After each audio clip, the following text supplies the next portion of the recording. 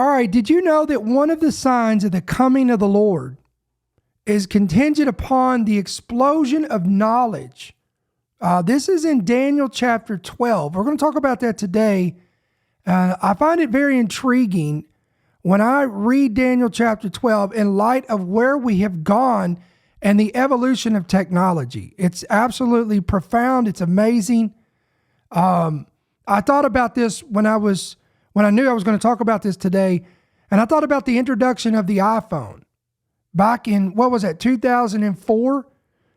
And when that was introduced, that revolutionized how we would communicate, how we would perceive technology. And it changed the world as we know it. We know that now, looking back in retrospect. And the crazy part about it is, when it was introduced in 2004, we thought this was absolutely profound. And I remember, because I was in ministry then, and when we would have these talks about prophecy, this was one of the main focal points of conversation, was the introduction of the smartphone via iPhone or Apple. And now looking back in retrospect, 20 years ago, 2004 to 2024, that was it is paled in comparison to how knowledge has increased. And it truly is not only profound, but in some essence, very alarming and terrifying. So today, we're going to talk about Daniel chapter 12 in light of where we're going, and we're going to talk about a new report that just came out, in which Google has stated that it has accessed parallel universes with its new supercomputer. What does that even mean? Where are we headed? And what are the repercussions? That's what we're going to talk about in today's Prophecy Viewpoint. Let's go.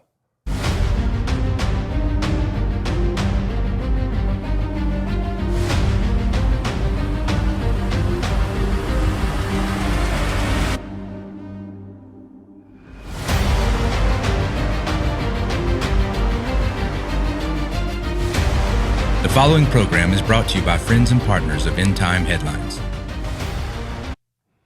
All right, what's going on, guys? It is Wednesday, December the 18th. We want to welcome you to the program. This is End Time Headlines, news and headlines from a prophetic perspective. Of course, I'm your host, Ricky Scaparro, the founder and the voice of End Time Headlines. And listen, do me a favor. If you're watching on Rumble, watching on YouTube, can you do me a favor and hit that like button? That's going to help get eyes on our program and on our ministry. It helps.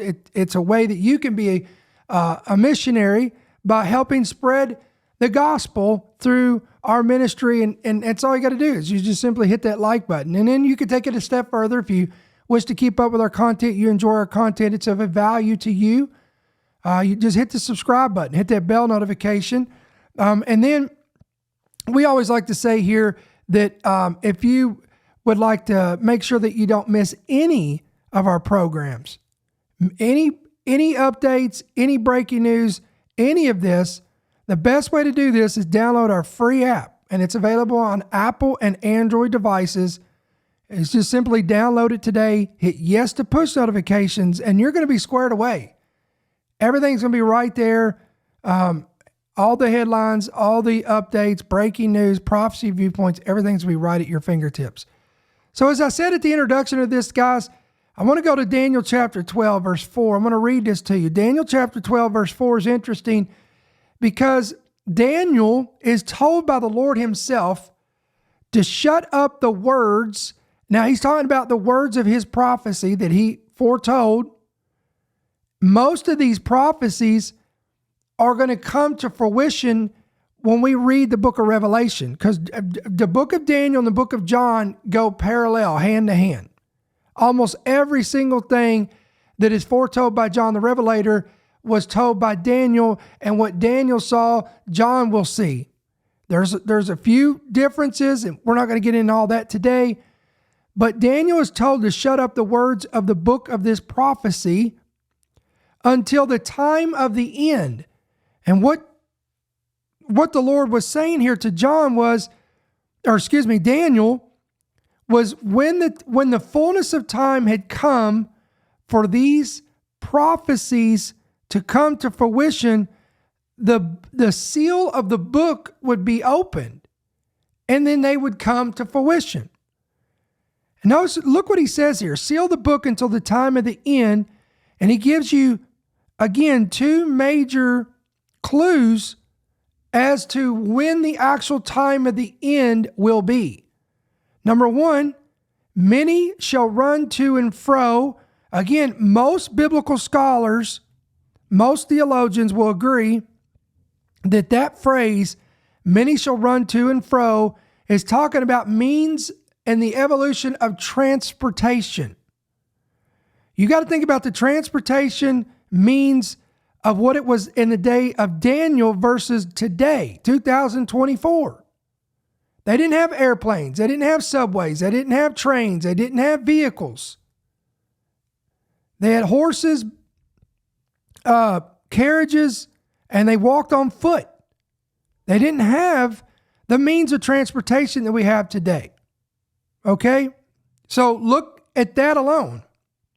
Look at the evolution of the transformation of transportation. It's phenomenal. And then he says, and here's where I want to home in today. Knowledge shall increase. I want somebody type that out in the chat right there on YouTube. Type out knowledge shall increase. Now, why is it significant? Because again, the Lord tells Daniel that the generation that begins to see knowledge increase. Now, we could argue that, well, Brother Ricky, this began to happen in 1947. Knowledge started increasing, and then in the 50s, and then in the 60s, and then the introduction of the home computer and this and that. That's true. But I want you to step back and I want you to think about this for just a moment. Think about the rapid intensification of the evolution of that knowledge. Think about when the first IBM or the first Apple home desktop computer came, the Commodore 64, whatever you had. Come on, how many members of that Oregon Trail? Y'all remember that? The Windows XP and the when you got on the internet, it made all those weird noises that would last about 30 seconds. And if you got on the internet, everybody in your household would know it. And when you got a phone call or somebody would try to call you, it would show up on your phone and show up on your computer. Man, we've come a long way, haven't we? And now you think about those days versus where we're at today. There was no AI then. There was no smartphones then. There was no tablets. There was no virtual reality. So even 20 years ago versus today, even 10 years ago, we didn't have this stuff. Now, we had the smartphones, we had the VRs, we had the 3D, we had all that stuff, but not like on this scale. And I want to show you where we're going, or where we're at, and where we're going. We all know we could sit here and talk about AI, and that's what we're going to do. But this thing's going to a whole other level, guys. And I think we've reached the point of no return. We're crossing this threshold. Now, this was published back in October of this year. But look at the headline: the next breakthrough in artificial intelligence is quantum AI. You better get used to that, because this is where it's at. And it's absolutely frightening what this has the capability to do. It will, quote, reshape our world. In the ever-evolving landscape of technology, a new frontier is emerging that promises to reshape our world in ways we can scarcely imagine. This frontier is quantum AI, the powerful fusion of quantum computing and artificial intelligence. So it's the fusion of quantum computing and AI. It's a field that's generating immense excitement and speculation across industries from finance to healthcare. And it's not hard to see why. Quantum AI has the potential to solve complex problems at speeds that would make even our most advanced classical computers look like abacuses in comparison. It's an interesting word. I've never heard of that word before. But anyway, what exactly is quantum AI and why should you care? At its core, quantum AI leverages the principles of quantum mechanics to process information in ways that classical computers simply cannot. Now, we're going to get into some high-class geek stuff here that's probably over the heads of most people that we're talking to here. But we've got to get accustomed to this, guys. We can't bury our head in the sand because I believe this is part of the system of the beast. Now, what is the system of the beast? If you're new here, that's Revelation 13. That will be spearheaded by the Antichrist and the false prophet. They will create the system of the beast, which is a buying, selling, trading system, and it will have a image of the beast that will be incorporated with it. So there'll be buying, selling, trading, and worship. All that will be involved with these two players and with what they do. And all that's in Revelation 13. That's what we call, and all this is conditioning society, preparing society, and ushering in the system of the beast. Revelation 13. While traditional computers use bits that can either 0 or 1, quantum computers use quantum bits or qubits, which can exist in multiple states simultaneously thanks to a phenomenon called superposition. This allows quantum computers to perform certain calculations exponentially faster than classical computers. Now imagine combining this mind-boggling computational power with the pattern recognition and learning capabilities of artificial intelligence. That's quantum AI in a nutshell. It's like giving a genius a superpower. The ability to analyze vast amounts of data, recognize complex patterns, and make predictions with a level of accuracy and speed that was previously thought impossible. Look at this. The implications of this technology are, quote, profound and far-reaching. In the field of drug discovery, for example, quantum AI can dramatically accelerate the process of identifying new molecules for potential therapeutics. It could simulate complex chemical reactions with unprecedented accuracy, potentially leading to breakthroughs in the treatments of diseases that have long eluded us. The impact on human health could be nothing short of revolutionary. In the financial sector, quantum AI could transform risk assessment and portfolio optimization by analyzing market data in granular level and considering countless variables simultaneously. It could provide insights that give investors a significant edge. It might even able to predict market trends. Look at that. Predict market trends with a degree of accuracy that would make today's best algorithms look like educated guesswork. But it goes farther. Again, I told you, this is where it gets terrifying.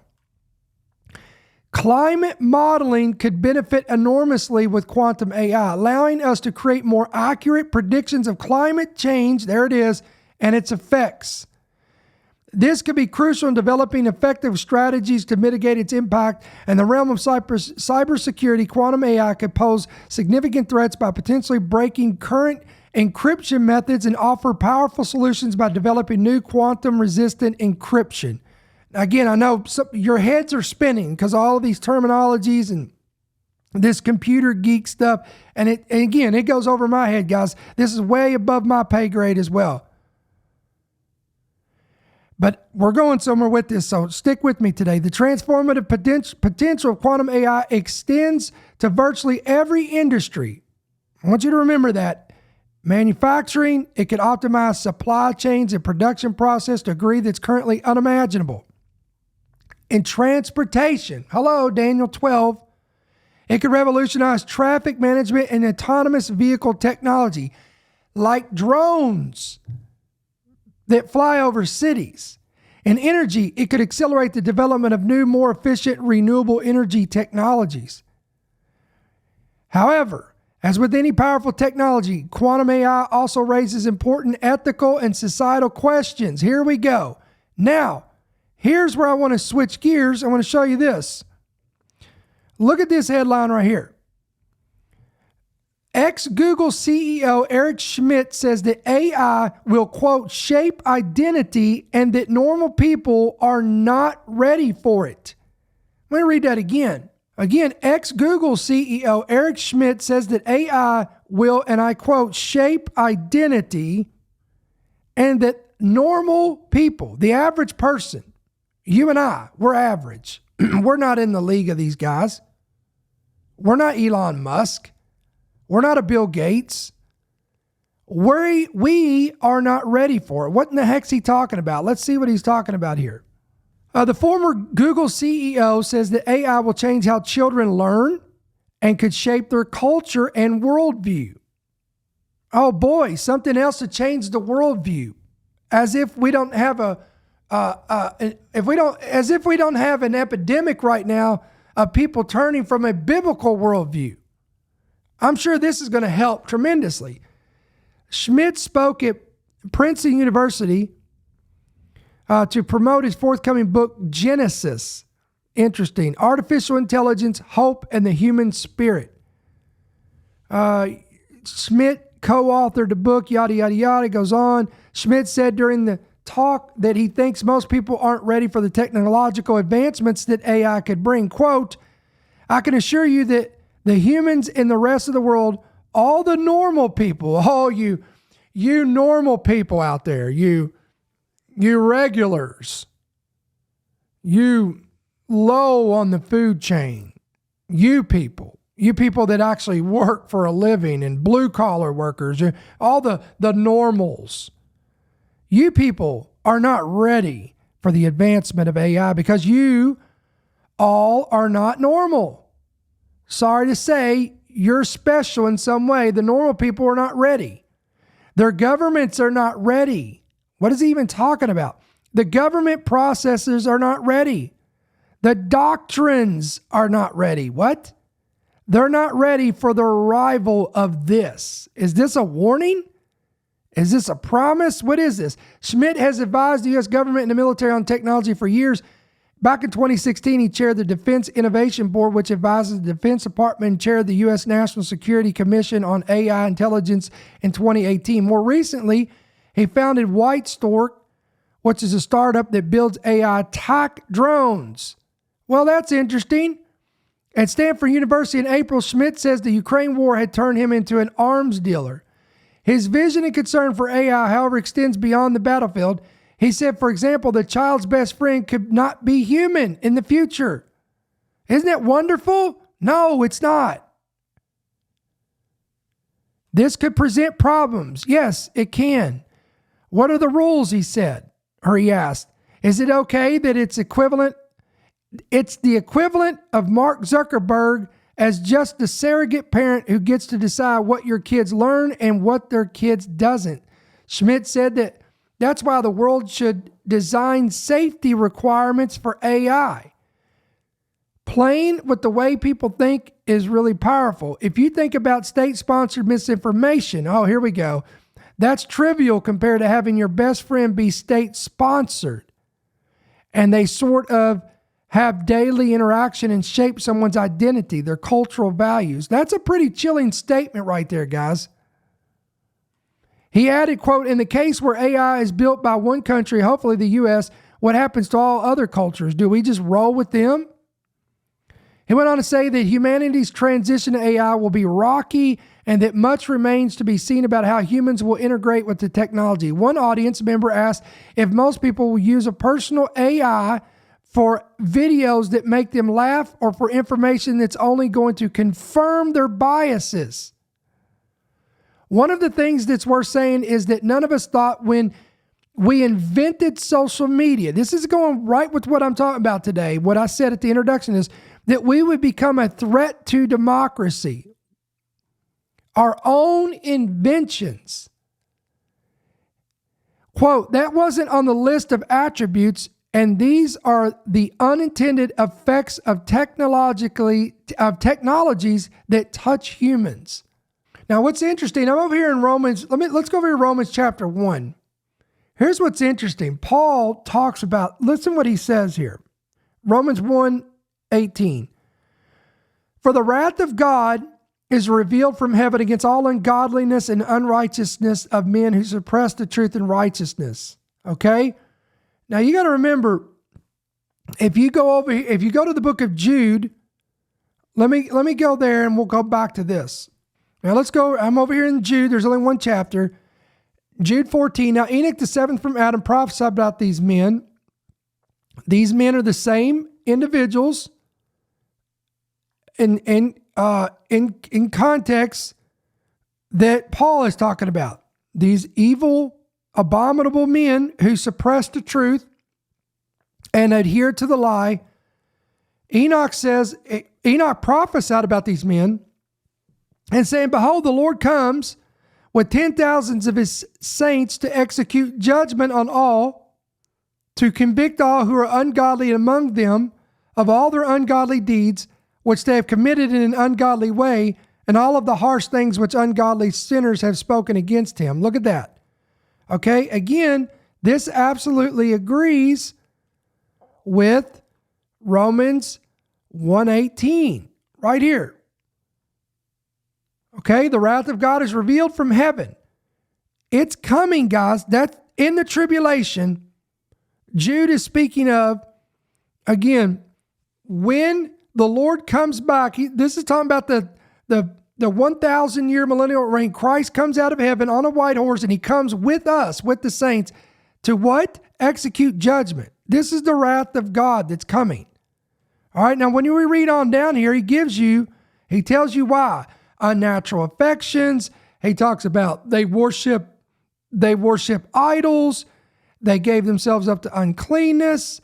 He said, now let's get on down here. Watch this. And even as they did not retain God in their knowledge, interesting, that God gave them over to a debased or reprobate mind to do those things which are not fitting, being filled with all unrighteousness, sexual immorality, wickedness, covetousness, maliciousness, full of envy, murder, strife, deceit, evil-mindedness. They are whisperers, backbiters, haters of God, violent, proud, boasters. Now look at this. Inventors of evil things. Inventors of evil things. Now why did I bring that up? Because this man, let me pull this back over here.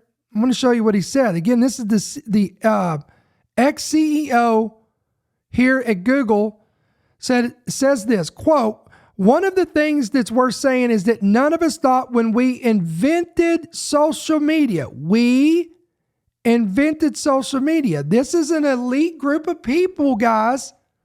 This is not the quote unquote normal people who did this. These are a classification of people who, in my opinion, will be the same individuals that will be handpicked, and you've heard me say this, by the false prophet, because in Revelation 13, the false prophet chooses people in the earth to create the image of the beast that will both speak and live and cause people to worship it. I 100% believe this, not 99.9, 100% believe this, that these are the classification. These are going to be the hand-picked individuals that will have all the criteria, have all the qualifications, and the, quote, knowledge and the innovation and the ability and the skills to be able to create this thing. And it will, again, will it have, let me go back here. Will it have quantum AI in it? Will it possess this power? Now, I've got let me show you this. Oh, it gets deeper. This rabbit hole gets deeper and deeper and deeper. So you might as well just buckle up because we're going to go deep today. Look at this. Google says it has accessed parallel universes with its new supercomputer. What? That's right, ladies and gentlemen. Parallel universes. What the heck is he talking about here? Google's quantum computing breakthrough, that's what we've been talking about, on this past Monday, has left a physicist who heads the project a believer in the idea that we live in a multi-universe. It's getting weird and it's getting more and more weird, guys. Willow is what it's called. The tech giant's new quantum chip succeeded in solving a computational problem so complex it would have taken today's best supercomputers an estimated 10 septillion years to solve it. I want you to think about that. In fact, I've got a video I want to pull up here, and this was from the Glenn Beck program where he was discussing this, and this is a very good dialogue about this. That's why I wanted to pull this up. So let's watch this right here. Watch this. Let me just refresh your memory where we were on Monday. Where we were on Monday with Willow, which is a new computer chip from Google that they just tested with the new quantum computer. 2 years ago, we talked about quantum computing because it could process 54 what are called qubits. That was astonishing at the time. And I read article after article. Once you get over 100, it's going to be like, you won't believe what this can do. And we're at the very beginning. 2 years ago, we were at 54. We're at 105 qubits. A qubit is a way to open up, I don't even know how to explain it, the universe, and test a theory and search for all answers at the same time. So right now we have to think linearly. We have to think, okay, 2 plus 2 is 1? No. 2 plus 2 is 2? No. 2 plus 2 is 3? No. 2 plus 2 is 4? Yes. Okay. So it's ones and zeros. It's either a yes or a no. Doesn't have to be, but that we don't have to go into that. Yes or no. And it tests all of them vertically instead of linearly. Got it? So it can come up with answers like nobody's business. And it works with quantum physics, which quantum physics, everything breaks down with quantum physics. Einstein said God doesn't play dice. Well, if quantum physics is true, perhaps he does a little bit. Because what they're finding now, especially since Monday, is one thing. First, they can solve the most complex problem that we have ever tried to solve. I don't even know what it is. I'd like to ask that question. But it took this new quantum computer 5 minutes to solve a problem that would have taken our best supercomputer 10 septillion years to solve it. Think about that. Go through it's million, billion, trillion, quadrillion, quintillion, septillion. Okay. That's a lot. Unbelievable. In fact, they describe it as vastly more than the age of the entire universe. Quite an understatement there. Yeah. How old is the universe, they think? The accepted one is 13.8 billion years. Okay, 13.8 billion years. This is 10 septillion years would have taken to solve this problem with our best supercomputer. And guys, this is why I said, this is what made me think about this. This is why humanity is crossing a line. We're crossing a threshold in which there is no return. How long, I want to ask you a question how long is God going to sit back and allow humanity to become like him? We are trying to create life. We're trying to mix and mingle the DNA and genetic code of animals and creatures and even humanity and make our own Frankenstein creations. We're trying to create artificial suns. We're trying to control the weather. We're crossing a threshold where, in my opinion, guys, God is not going to sit back. If you ever sat back and wondered, Lord, how long are you going to allow this to happen? You remember the psalmist said, "How long, O God, shall the wicked triumph? When will you come out of your place and judge the wicked?" Guys, we cannot be that far away. I don't perceive in my intellect, which is way down here in comparison to where we're at. I just can't perceive and conceive how we could go much further when we have this kind of technology and we're doing these things and we're destroying the earth, destroying humanity, destroying society, destroying animal life, and destroying everything. And it's parallel to Luke 17 days of Noah. The whole earth was filled with wickedness and violence. Every man's heart was evil continually. And that reached a plateau. Excuse me. And God destroyed the earth because of it. So one would have to think that literally, guys, the grains of sand are running out of the glass. I would like to ask the question, what was the question? Right. And what is the answer? And how do you know it's right? All right. So now that happened on Monday. They announced that on Monday. Now the guy who's the head of Willow, the guy who's in charge, he's the founder and the leader of the Google Quantum AI team. He's a physicist. He said the result, the high-speed result, lends, I'm quoting, credence to the notion that quantum computation occurs in many parallel universes. So,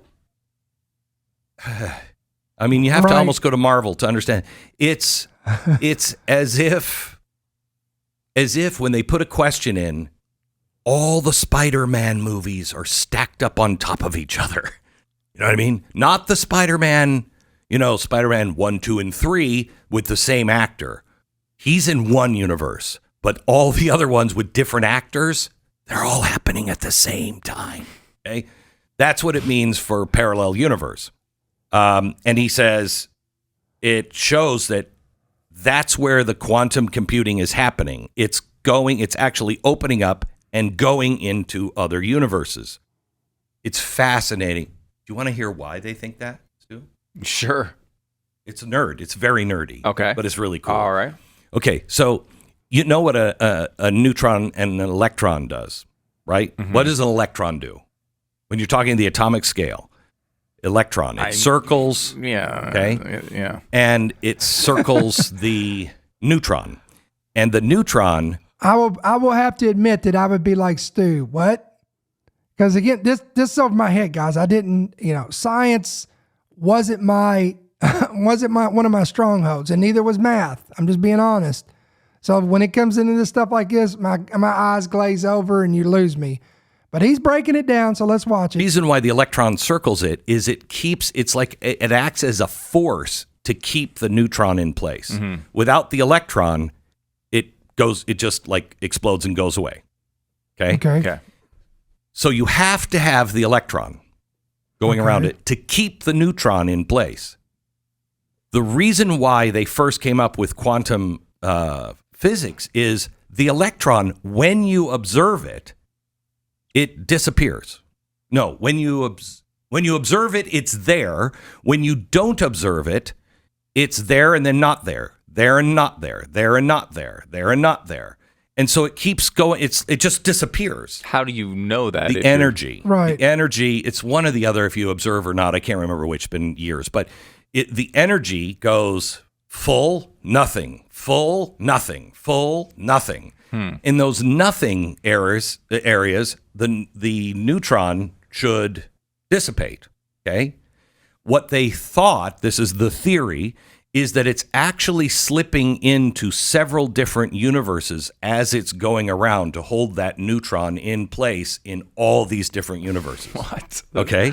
Crazy. This is really what they think. Yeah, that's really what they incredible. Think. So that was the theory. Mm-hmm. So he's now saying, yep, this proves that theory is where we're doing the computations in all these different universes. Now, the problem is over the weekend, there was a massive nerd fight. And another guy who is an astrophysicist, Ethan Siegel, he says, that's ridiculous. And the Google guy should know. And he says that has nothing to do with it, blah, blah, blah. So there's a nerd fight on he said parallel universe and multiverse are very different. Okay. Now, I don't even think Marvel can explain the difference. I have no idea. But that's the level of the nerd fight we're in. However, here's what's really cool is at 54 qubits, okay, so about half of what we have now, and don't ask me how this happened, I have no idea. They opened a molecule, and they could measure it here, and when it was turned on or whatever, I have no idea. I'm sorry for everybody who is really past an 8th grade education. I apologize here to your head's going to hurt. But they opened it somehow or another, and they were observing it in like Silicon Valley or wherever this is. And then they opened the same one. It appeared in London. And they verified that the changes they made in Silicon Valley were happening it's the same molecule, and it was happening at the same time someplace else. What? Isn't that nuts? Yes. They thought that time at 54 qubits, they thought that's going to lead us to the discovery of how to travel without airplanes and everything else. Okay, stop. That's, again, this is why we're having this conversation, guys. Because I know we've been caught up with the drones and all that stuff, but meanwhile, this technology is getting out of hand. I mean, I think we're getting ready to step into something that it's in science fiction novels at its finest that we've never perceived. They're tapping into things I think is an uncharted territory. Like instantaneous travel. Mm-hmm. Wow. That would be incredible. Yes. Okay. So all of these things are coming up. Now listen to this. What they say is, this is such big news because we're going to be able to solve some of the biggest problems. Okay. I want to know what the first question, are you interested in what the first question was? Sure. That took that. Okay. I don't know what it is. I'm sure it's just mathematical, but I have no idea what it was. I'd like to know. And do you think these are our biggest problems when you have the most powerful? They're saying it will tell us how to make batteries better.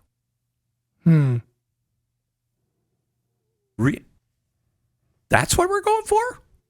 We're going for how batteries can be made better? They said also it could further humanity by curing some diseases. Okay. Some diseases? That's good. It could be big. Could be maybe Yeah, not I think so big. that might be an understatement. I mean, you're opening all this up and you're like, yep, we're going to be able to drive for 400 miles, maybe as much as 700 miles. Come on. Right. Come on. There's got to be something bigger than that. Okay. So anyway, as all of this is happening and makes no sense to anybody, I think all of the scientists are even bluffing. They don't know what they're talking about. It makes no sense. Let me give you this story. New sales data from BookScan shows that Bible sales have increased 22% through October of this year compared to the same period last year. I don't know if you know this, Bible sales have been going down for maybe about 100 years. Went up 22% this year. In the first 10 months of the year, Americans purchased 13.7 million Bibles, which Bibles now are on track to surpass last year's 14.2 million. Here's why it matters. Over the same period of time, print book sales increased less than 1%. So you can get it online. People are actually going out and buying paper Bibles for their house and their family at unheard of rates when everywhere else the Bible is going down. Why is that happening? Good question. Try to relate it to the first story I just gave you. Nothing makes sense. Nothing makes sense in our world. Well, I want to interject here. I think it's happening because the chaos, the uncertainty. I mean, I agree with Glenn. Nothing makes sense on a rational scale, but I believe curiosity is at an all-time high right now because look what's going on in Matthew 24, increase of wars, rumors of wars, nation against nation, kingdom against kingdom, pestilence, earthquakes, famines, pestilence, all these things happening, the drone debacle stuff, the increase of UAPs, goodness sake, the pandemic, this and it's that and it's this. People, again, that's why Jesus said when you begin to see all these things coming to pass, he tells us as believers to look up and lift up our heads because our redemption is drawing near. But these people, they don't know to look up and lift up their heads. So this is great news. Remember, let's go back to Daniel 12. Many shall run to and fro. Can I give a secondary interpretation of that? Yes, that means, I believe the main interpretation as transportation means, but it also, if you read some commentaries, old commentaries on that verse of Daniel chapter 12, it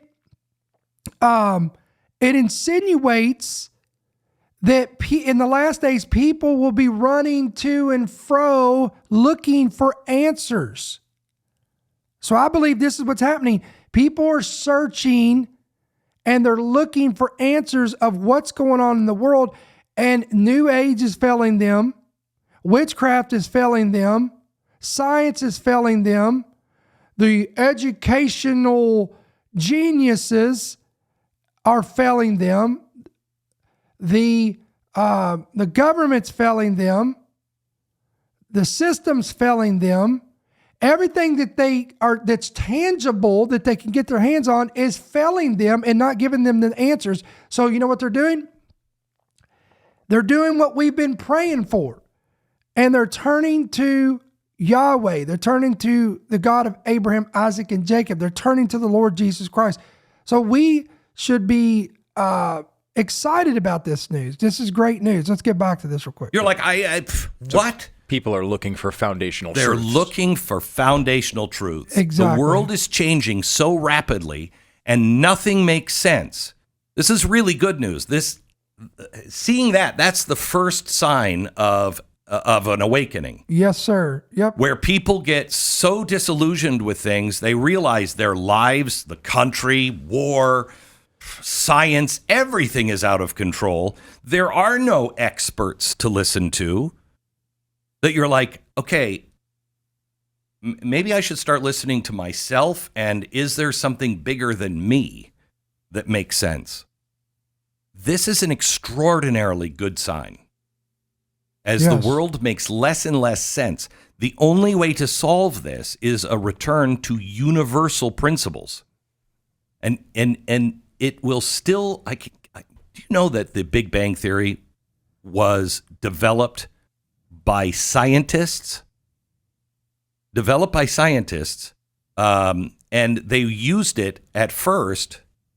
The religious people used it at first to say the Big Bang Theory it proves God exists. And so science at that time accepted it for a little while, and then they're like, no, it doesn't prove it. Just started. And it started as, well, that's the way God created. So God lit a match, happened the Big Bang, that explains your expanding universe and everything else. And now scientists use that because they've cut the original part of the theory out that God lit the match. And actually, he spoke it into existence. There was no light. There was no match that was lit. That's kind of a weird analogy, but I mean, you go to the book of Genesis, it clearly says that God spoke, he created, 6 days, and on the seventh day he rested. There was no big bang. He spoke and bang, it happened. Maybe that's what Glenn was talking about there. I'll give him the benefit of the Leaves doubt. you with the question I've asked a million times. Right, big bang. But what lit the match? What was just before it? Where did all of that come from? Who Right. started the fire? That was part of the original Big Bang Theory. God. And they conveniently axe that part to now disprove God. We don't know what the answers are. And with quantum computing, the world's going to look, and science is going to look very different very fast. All right, guys, I want to leave you with this. I want to go to 2 Timothy chapter 3, because this is where we're at. 2 Timothy 3, but know this, in the last days, perilous times will come. Men will be lovers of themselves, lovers of money, boasters, proud, blasphemers, disobedient to parents, unthankful, unholy, unloving, unforgiving, slanderers, without self-control, brutal, despisers of good, traitors, headstrong, haughty, lovers of pleasure rather than lovers of God, having a form of godliness but denying its power, and for such people turn away. For of this sort are those who creep into households and make captives of gullible women, loaded down with sins, led away by various lusts. Now look at verse 7. Always learning and never able to come to the knowledge of the truth. And tell me that's not where we're at today. Society is always learning, ever learning. They're always seeking knowledge. They're looking for learning, or they're looking for knowledge. They're always learning. They're expanding their knowledge, expanding their skills, expanding their know-how. They're always learning. But the sad reality is they're never able to come to the knowledge of the truth. But is the tide turning? Has the new polls that's coming out, the new stats that's coming out showing that the increase of Bible sales, is this a sign, guys, that the tide is turning? That now people are coming to the knowledge of the truth? Are we on the precipice of a third great awakening? Guys, I could only hope so. I do believe that, number one, the darker it gets out there, the brighter we get in here. The church should become brighter and brighter and not conform to the darkness. Our light should shine much brighter. The remnant should always outshine the darkness. Number two, this is a mission field for us.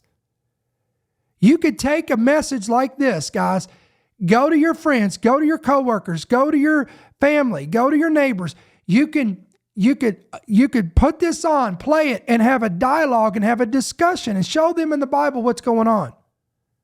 This could be used as a mission field, everything that's going on. People are searching and seeking.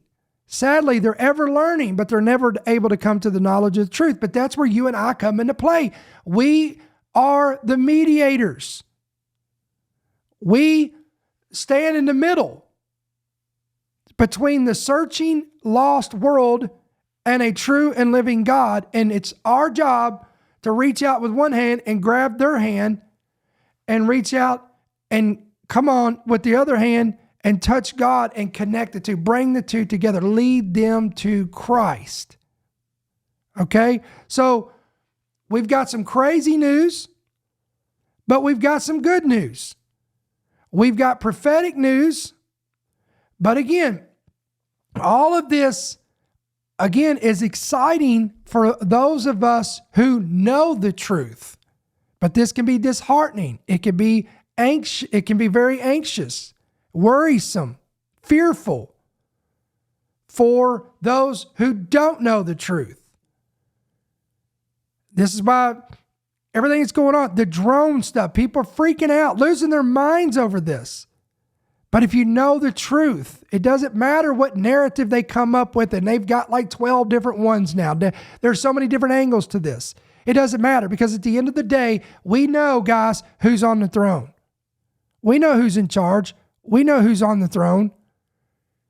And come on, it's the King of Kings and the Lord of Lords, and he's coming back out of heaven. Come on, as Jude said, he's coming with us, with the saints. And if he's coming back out of heaven with us, that means 1 Thessalonians, 4:16 and 17, Paul tells us that there's coming a day very soon in the future, my friend, that there's going to be a miraculous event, and in a moment, in a twinkling of an eye, the dead in Christ shall rise first, and we who are alive and remain shall be caught up together with them in the clouds. And we're going to go and be taken up into the clouds, and we're going to be preserved, in my opinion, preserved.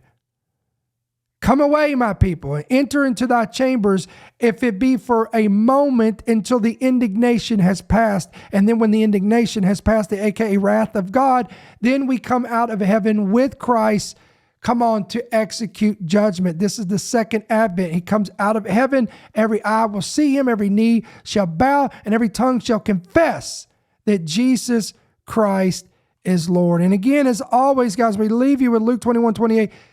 Jesus said, when you begin to see all these things coming to pass, look up and hold up your heads. Hold up your heads. Look up. Lift up your heads. For your redemption is drawing near. Again, endtimeheadlines.org. endtimeheadlines.com, guys. Again, pick up our free app today. It's available on Apple and Android devices. Again, download it. Hit yes to push notifications. You're going to be squared away. Everything's going to be right at your fingertips. And as always, guys, if this ministry blesses you, encourages you, equips you, informs you, all of the above, whatever your relationship is with this ministry, if you would like to become a partner, pray about it. You can do it two different ways. You can give electronically. There's the app, there's PayPal, there's Venmo, there's Cash App. There's so many different ways you could do that. Or you can give by check or money order right there on your screen. You can give to End Time Headlines, P.O. Box 1391, Monroe, Georgia 30655. And of course, you guys on YouTube, right there at the top, it's pinned. It says support. You can click on that link right there. And that's an easy way to also support our ministry as well. So guys, we're going to sign off for tonight. We may be back tomorrow. We weren't planning on being on here yesterday, but we did come on. So we may take off tomorrow. I don't know for sure. I'm not going to say yes or no. We'll see how things go. If I think there's something that's important that we need to share, then we'll share it. If not, and it's kind of a slower day where things kind of settle down a little bit, we may just go ahead and take our day of rest, and then we'll be right back here on Friday. And then, of course, on Saturday, we'll probably come in and do a quick segment on Saturday afternoon as well. So until we see you on the next one, I pray the Lord bless you, keep you, and may his countenance shine upon you. We'll see you later. Thank you for listening to the End Time Headlines podcast. We pray that you've been blessed and equipped by today's message. For more information about how you can help partner with our ministry, please visit endtimeheadlines.org.